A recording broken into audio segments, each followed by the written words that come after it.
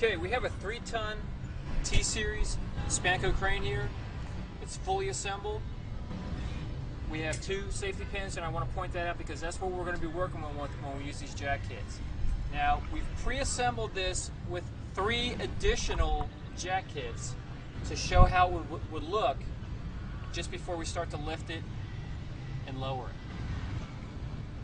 Bobby's going to help us out here. Bobby's going to show us how we actually install this 4th jack kit on here, and we'll start lifting it up, and we'll talk a little bit as we go along.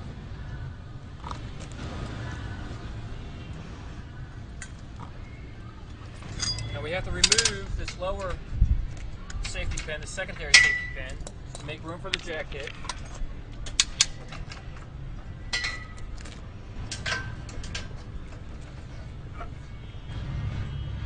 Now this is a one-man job. I'm just helping out Bob because we're trying to get this all in one take.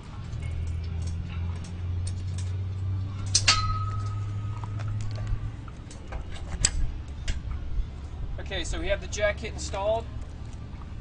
Bob is going to remove the last primary safety pin after tension of the cable.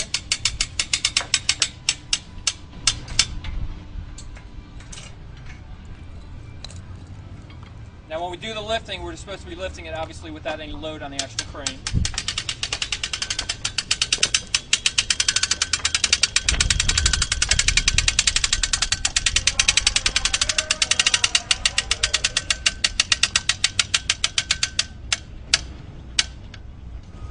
Now you can see what Bobby's done. He's lifted it up 2 holes.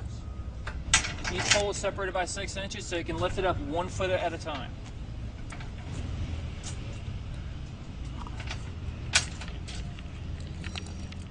Now you can see we're lifting it up, but Bobby's still going to install that second safety pin just to be sure, just to have an insurance policy.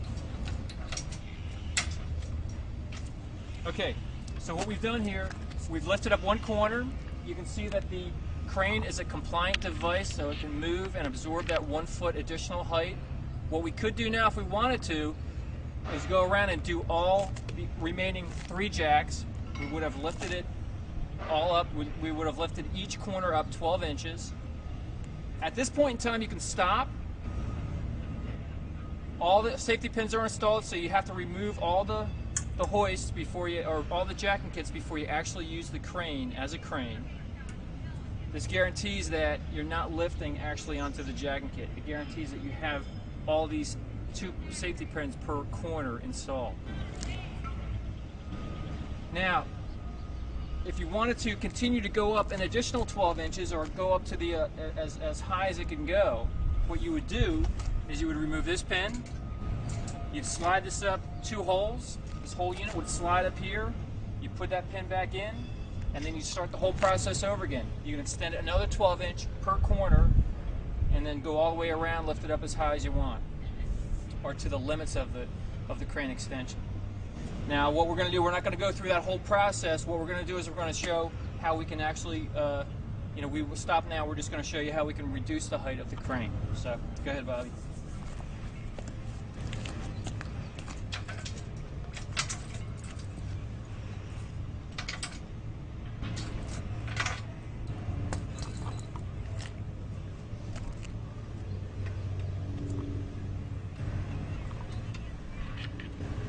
You can see there's no there's no switches to flip. You just simply crank backwards to lower the crane down.